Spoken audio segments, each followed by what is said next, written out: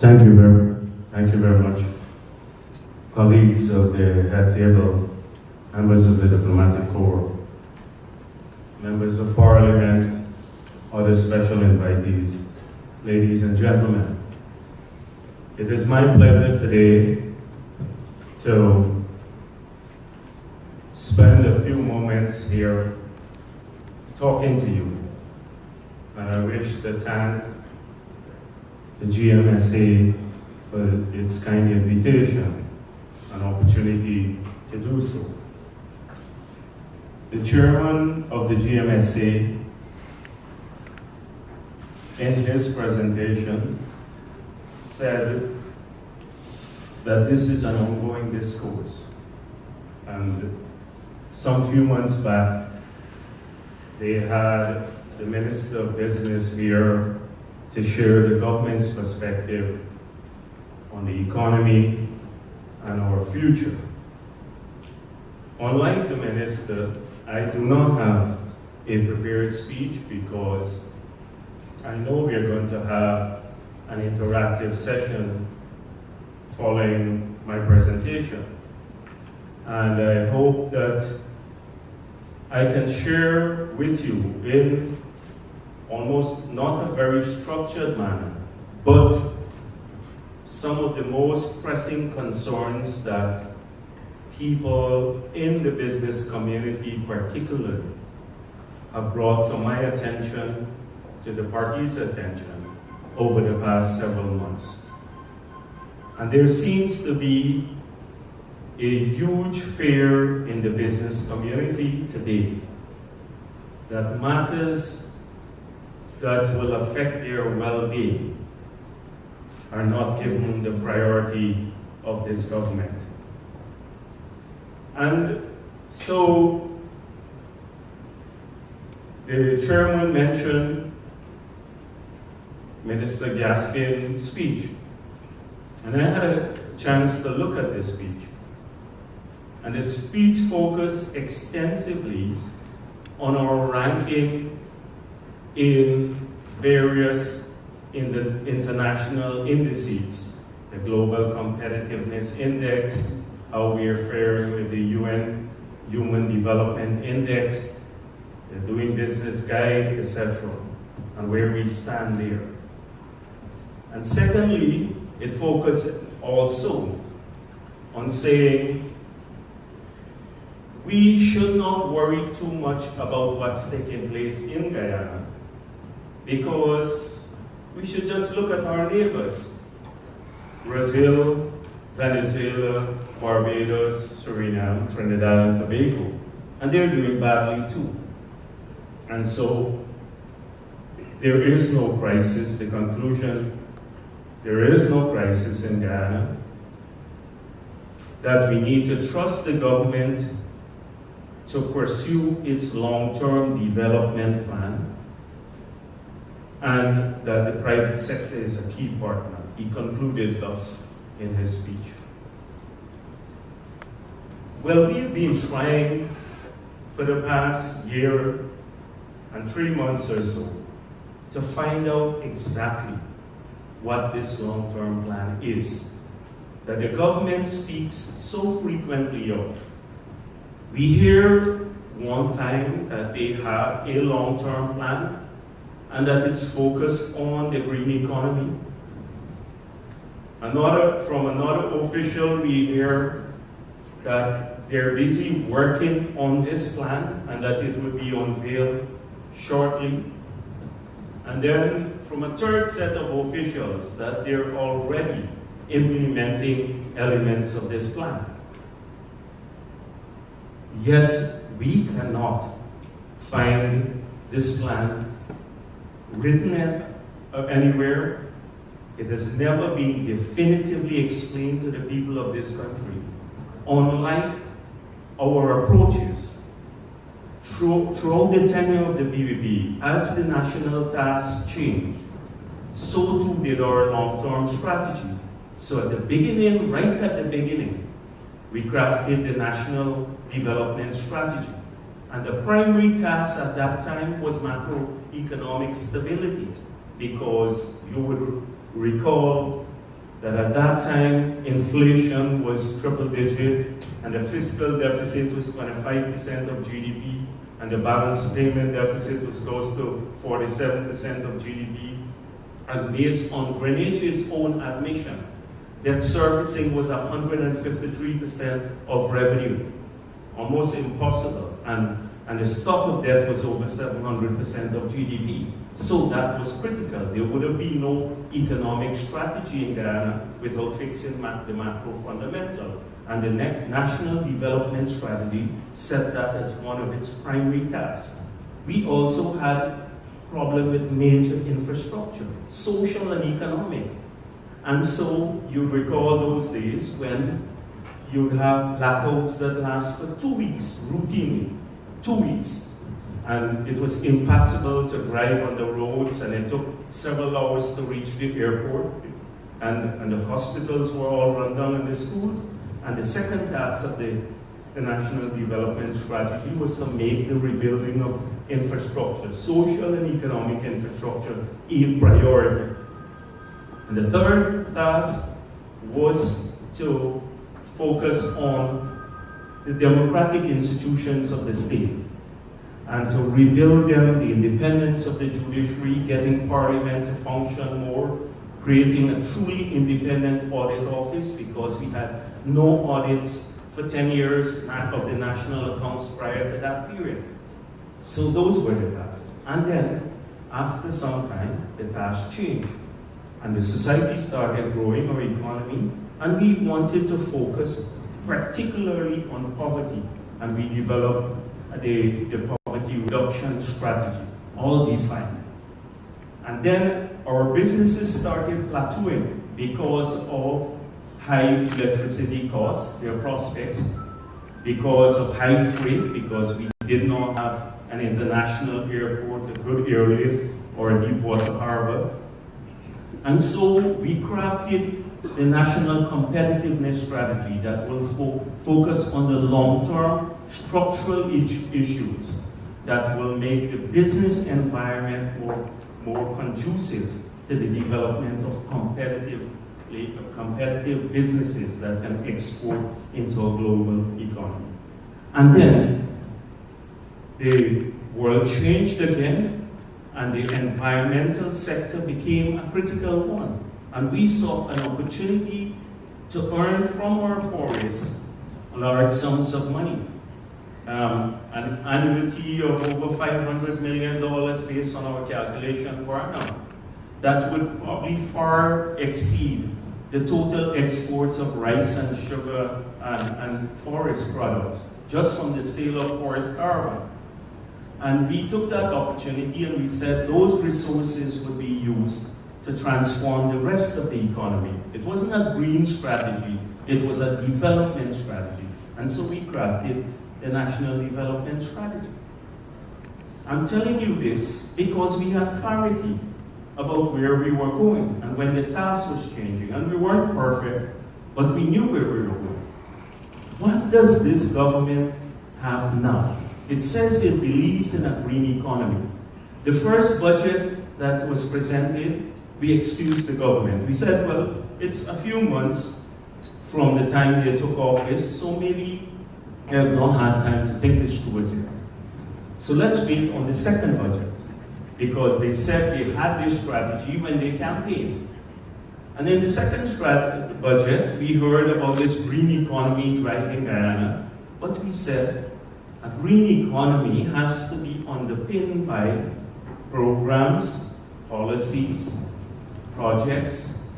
It has to have funds to implement it. There's none of that defined. It can't be just a declarative statement. And so we never had that, this long-term outlook.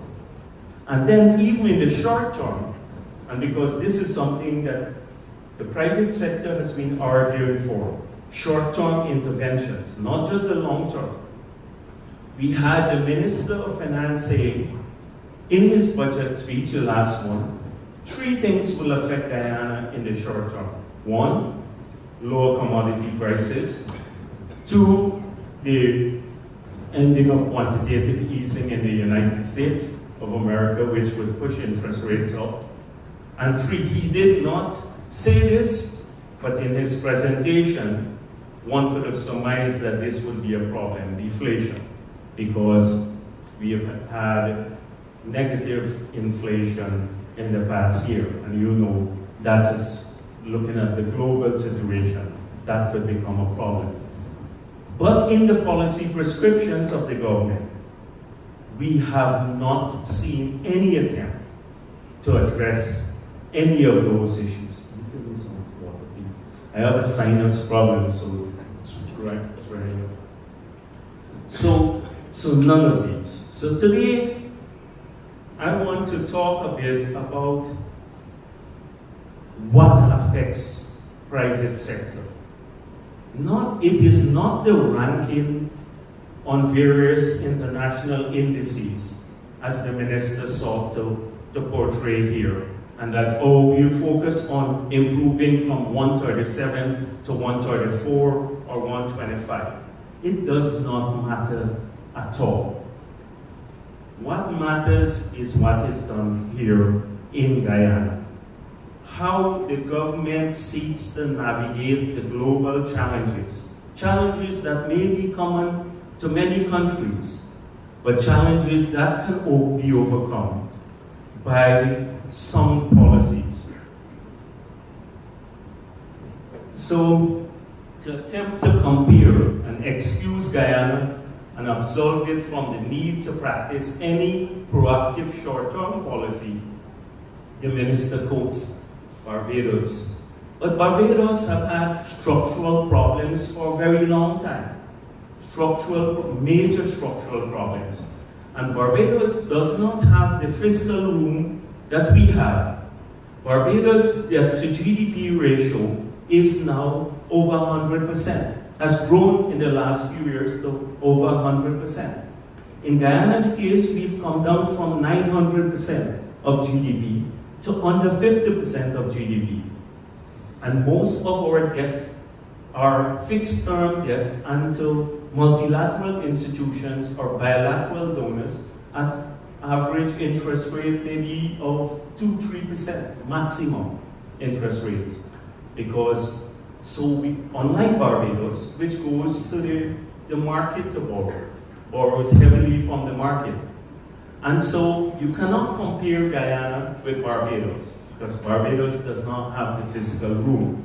In Suriname, in 2011, I recall 88% of their exports and 40% of their revenue came from just 3 products: gold, oil, and aluminum, the export of aluminum.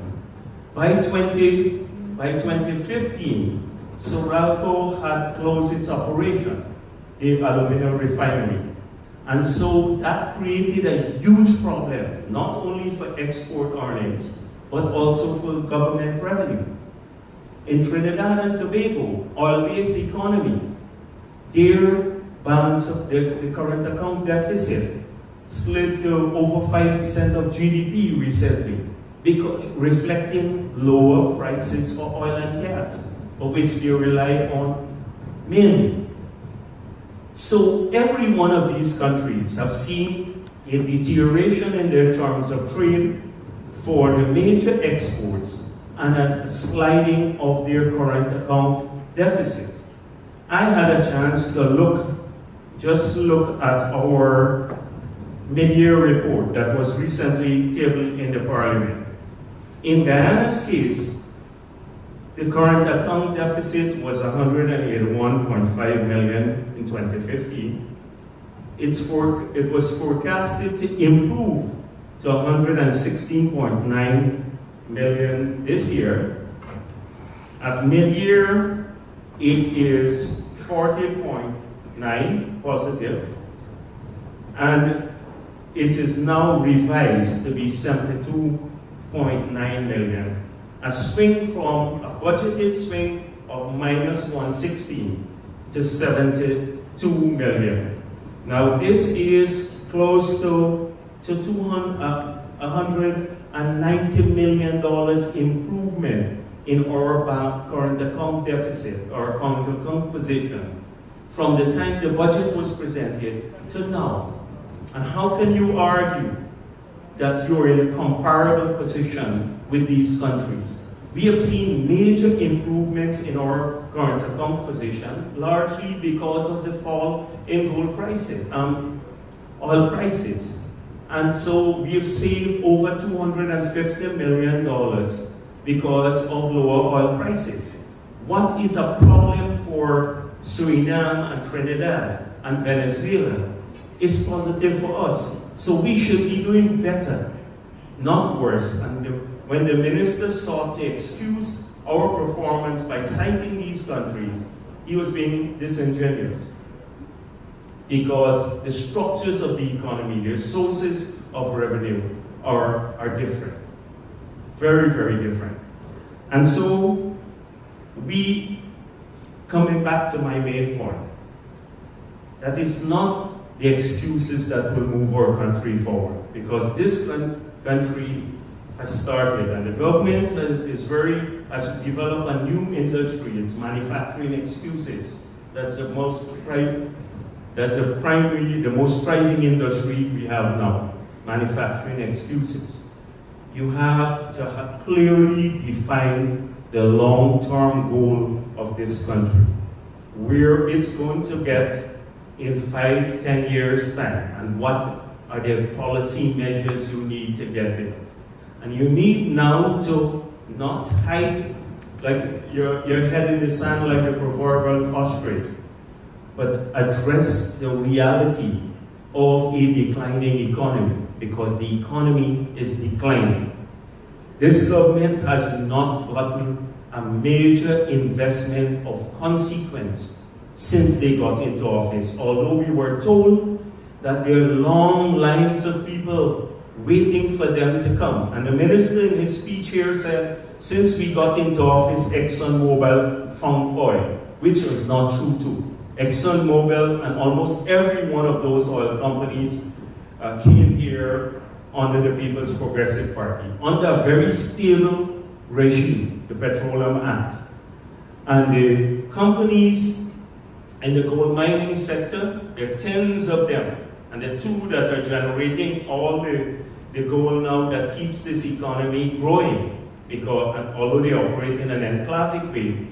Because if you take out those two companies that have started producing last year, you will see that the growth rate that had to be revised downwards will go into negative territory, because all of the major sectors of our economy have gone into decline. Manufacturing, rice, sugar, recently forestry, and the others are just their marginal growth are very stagnant. We see them growing in. So all of those investments came from the past. So one of the things, as I said before, you have to address those sectors. But did they address them? Are they addressing them? How can they address them? I thought that in a $230 billion budget, the largest in our history, that this government would have tackled the problems of various sectors by creating more incentives, having pointed out that our manufacturing sector and our exporters will now face greater competition and lower prices in the international markets. Will try to work with those exporters to help them further reduce their costs so they can then maintain market share abroad and not lose out on economic activities. And how do you do that? You work with them through greater help in this period. We have witnessed not just greater help, but the reverse of that. And so let me give you an example. In the first budget, the Minister of Finance said, there are too many concessions given to the private sector. They're given to friends and family of PPP people. $55 billion of concessions.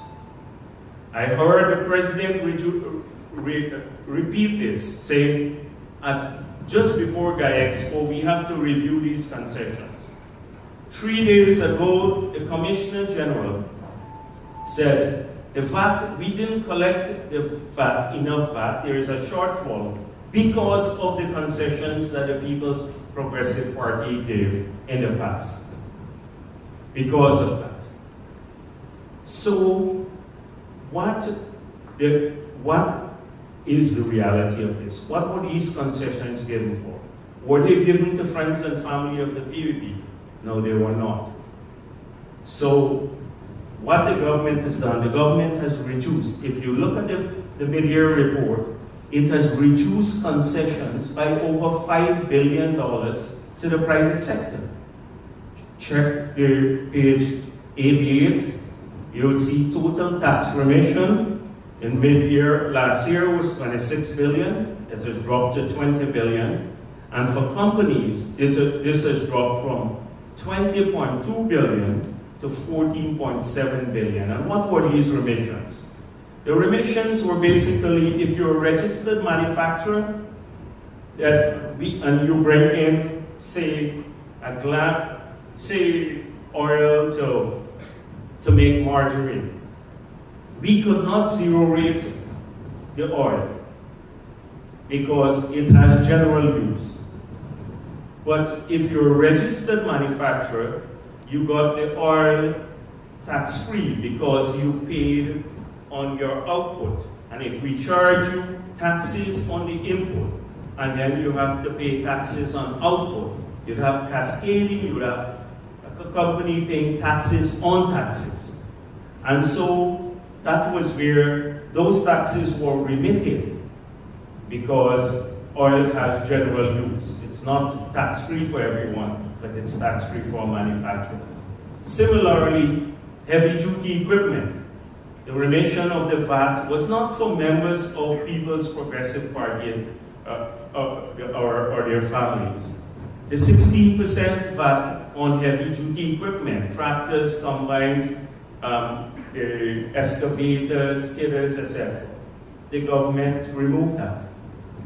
So now, if you bring in a combine or an excavator or anything else, not for driving on the road, but for productive purpose, you have to pay 16% more VAT because the government argued that the remissions were too high. This is what happened. These are the signals that are important. So today I'll tell you why there is such a fear in the business community. People come to talk to me. Why people do not want to invest in Guyana. It has to do more with the signals that this government is sending. The first signal is this country is driven by drug money. And that it's the drug money that slowed down, that's causing the economic problems we have. Well, that may be good for a domestic audience and your supporters. But just imagine a sophisticated investor who sits in Canada or elsewhere in the world and hear that the government is saying that the economy is driven by drug money. Why would I want to go there? Just imagine if you were officials of FATF or some other organization that looks at illicit flows. Then this country comes up higher on your radar for greater scrutiny. Just imagine if you're a bank and you have a correspondent relationship with Guyana, a bank in Guyana, and already we know the trouble that we've had with de-risking for developing countries. And the Financial Stability Board has been trying to deal with this because this could push third world countries, small countries, back into the Stone Age in terms of financing, and it will have a big impact on their economy because we know the well-being of the financial sector is closely correlated to the well-being of the real sector in any economy. We are fighting that already globally as a block of countries, and now you're arguing that drug proceeds been driving the economy here. Why would those banks want to have a correspondent relationship with any of your institutions? That's one. Next, in the campaign to go after opponents, you hear this widespread thing that public officials are all corrupt. So we've had 45 audits of all these agencies, and they're all found to be corrupt in some form. Although we're not seeing the prosecutions, which should happen, but after a forensic audit, you should have people being prosecuted after you find corruption. But all these, from GA was corrupt, the Guyana was corrupt, every institution they found corruption in. So why would a sophisticated investor want to come here? Then this country will rip them off. These corrupt officials will try to solicit bribes, etc. What's good for the domestic audience and politics, not good for the economy and a sophisticated global audience. And they're still in the campaign mode. Next, what should you expect? What are the signals? So we're talking about signals from this government now. So that's the first set of signals to the international community. Let's take an approach to taxation matters now. A whole slew of new taxes, and now to get your licenses renewed. These are for many small businesses across Guyana. If you have like a small dray cart, you're selling goods on the side of the road, you just don't have to pay 600% more for the license. You now have to show that you paid your taxes in the past 7 years before you get your license renewed, which is unconstitutional because it affects the provision that we put in the Constitution, the right to work provision. You can go after an individual for not paying taxes. You should use the law and go after him, GRA. But you can't link that to his ability to work, to get his license to practice his trade. Totally two separate issues. But that's what's happening to thousands of small businesses across Guyana. When many of you are urban-based, and many of you have bigger businesses, what you should find out from the people in the markets, these are small people in the market and the shops across this country, how many times they've been raided, and they have to come and spend days at the GRA and can't sort out their issues. This is from a government that says, notionally, that it wants to develop small businesses, but has no plan to do this. It's affecting them. That's with relation to small business. What about large business? Now, at least there were rules there in the past. We put our faith in the courts and in GRA, not the politicians. Had nothing to do with tax matters. So we had a dispute over taxes on the Hague-Bush project. We terminated the contractor because we believe he did not perform, and he went to court. And it would be settled in the court, and at the end of the day, the court makes a ruling, and the government respects the ruling. The DDL matter. DDL sued the government. It took years to solve the issue, almost 10 years, because the courts would not hear the matter. The court then directed GRA to use a formula. They used the formula. The formula came up with $5.3 billion of taxes, leaving out the interest. The government settles it for $1.5 billion. The Rudisa matter, the Dividend matter, all of these were quoted. So what we have had in 4 settlements, in just 4, and there are many others because you just cannot get information. We went to Parliament and asked, who made this settlement? Only the Commissioner General can do so, because that's what the law says. But the Commissioner General did not. So was it the board? Was it the cabinet? It's illegal. And we were told, you can't get this information. And so the 4 settlements alone will expose the Treasury to about $80 billion of liabilities, close to $400 million US from 4 settlements. If the PPP had settled a $50,000 issue, you hear about corruption. So now, what signal does it send to companies? You have to know somebody at GRA. You can get your tax matters settled. Don't worry, just if you have to pay taxes now, just go to the court, because the government has said, we are worried about losing in the court, so we will settle.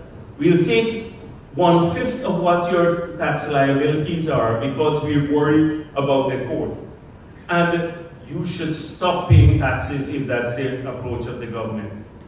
Because then you wait a year and then you find some sympathetic person in the government and you settle your case.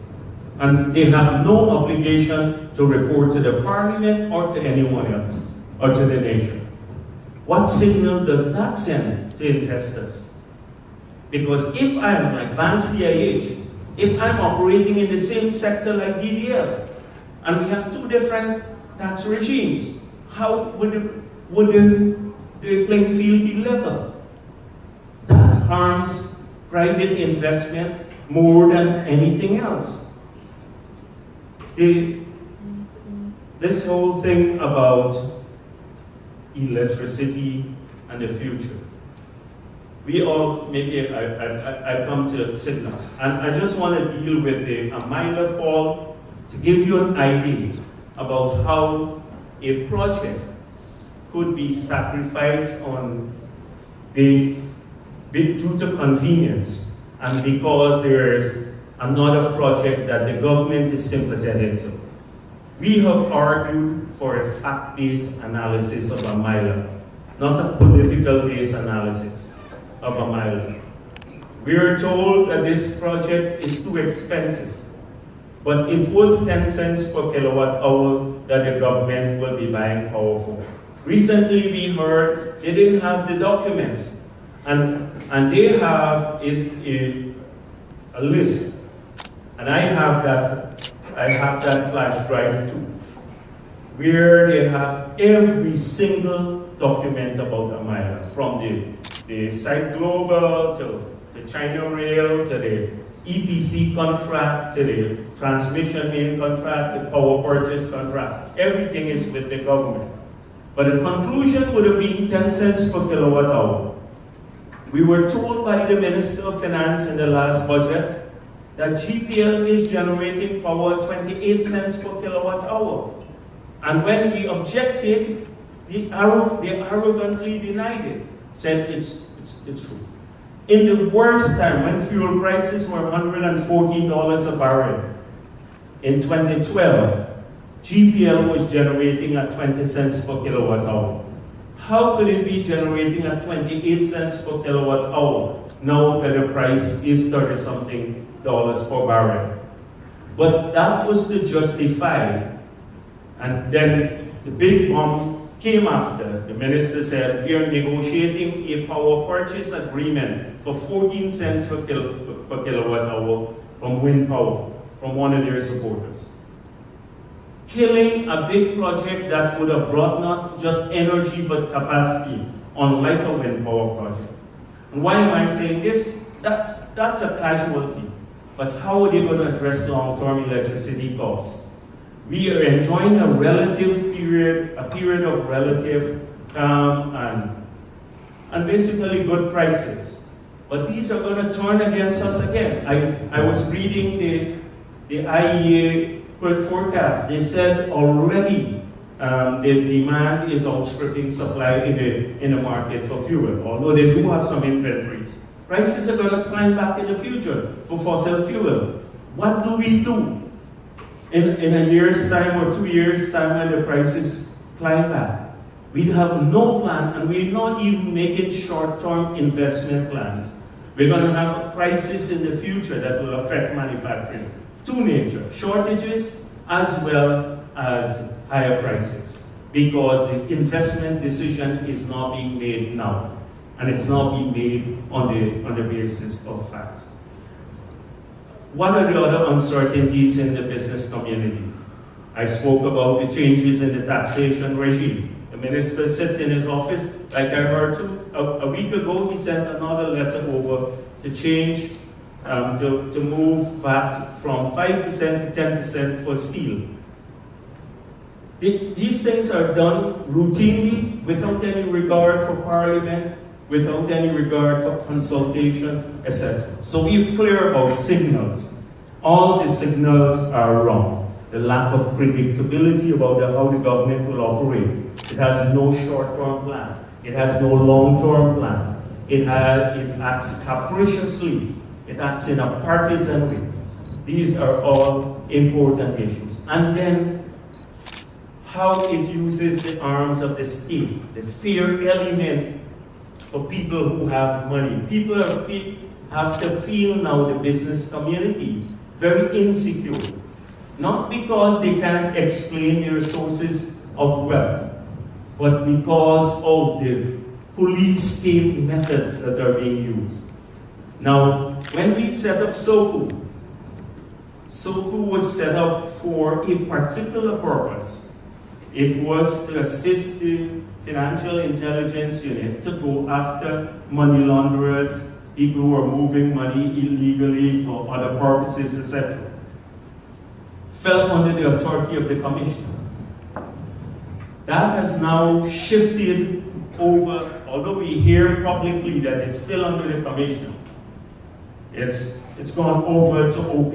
Directions are taken from the Office of the President. We've been promised a protocol, and until now the protocol has not emerged. So what they get is a list of names of people to go after. They don't follow the investigation trail. They don't go and say, here this guy has a lot of money in his bank. Here he's been taking up too much money from the country. Let's work backwards and get to him. They are starting with a list of names. And if you're BBB or you're perceived to be BBB, you're on that list. It's true. But they raid at 3 in the morning, seize people, things, etc. I will always support SOCU to do its work, but it must be done in a non-partisan way. SARU now, it is totally illegal. Desmond Truckman, who works in SARU, PPP hater, you know that. Eric Phillips, Clive Thomas, all of the others. One person was fired by the PP from the judiciary. She works there now. Every anti-PPP person has been now put in SARU. Excuses. I saw they had a consultation about SARU law. And nobody said that many of the ministers of this government never complied with the Integrity Act. Why do they have to wait on the SARU law? Why not charge people? It's a criminal offense for not complying with the Integrity Commission Act, which has been in place since 2000. Many current members, and they don't want to because there's no baseline to start with them. So you can't measure the assets, how it has changed over the years for those individuals. We went to Parliament and we asked that these records be made public, the Integrity Commission and the tax records for members of Parliament, ex-presidents, etc. They voted against it. We put a proposal to hire an international firm now, you don't have to wait on legislation, to find assets for all former officials and current officials of government. Shares, bank accounts, holdings, properties, etc. They can do that tomorrow. But they will not be able to do it in this manner, because when that is done, then it has to go to the courts. And the courts are still independent, and the police still have some independence, and the PPP's office. So they're creating a parallel system with their own prosecutors, even undermining the independence of the judiciary. A judge has to give some order. The director of the public prosecution has to cooperate. These are constitutional positions with some individual, and then guess who is they're gonna put there again? But this is not gonna be used only against political opponents. It's gonna be used against everyone. And it is this fear element. It's pervading the business community. I talk to people, nobody wants to borrow. Nobody wants to invest anymore. Signals are important. Signals are very, very important for the future. We will support the government fully in any matter whether it goes after illegal money or international cooperation. Basil Williams misled FATF. He said to them the last time, and they put on their website, that we had a fully compliant financial FIU. It was not true. The Parliament, they established 3 new bodies through the new act, and they were not in place. At that time, we hadn't even hired the director of FIU. So if you turn deleveraging is bad, and when the people find out about this, it will even get worse. We run the risk of not moving from this under review to other places, even blacklist. Do not do this sort of thing. So I will end here because for me, it's about signals. I believe that there is great possibility for long-term development of this country. We can't act. The government is in a mode. It's like Samuel Beckett's book. I don't know if you read it, Waiting for Godot. And they had this guy, Vladimir, and I think Estragon, standing by a roadside and waiting for this Godot who never came. The oil is Godot for them. They're waiting for Godot to come and solve all the problems of the world. So every minister, everybody, we're waiting for oil. The government is in that mode. In the meantime, no definition of a long-term plan. We will contribute to that long-term plan. We're clear about where we should take our country. We in a green sense, in a sense of growing income and wealth. We're clear. We're willing to collaborate. There are key fiscal and monetary policies that can be used in the short term to stimulate growth and to bolster economic activities. This is not rocket science. Many countries that have the fiscal space have done this. The United States of America has been very creative with this quantitative easing. They've made money so loose. They grew the balance sheet of the Fed reserves from $1.2 trillion to $4.5 trillion. So many other countries have done this. Here, we have deflationary risk, and we're tightening monetary policy.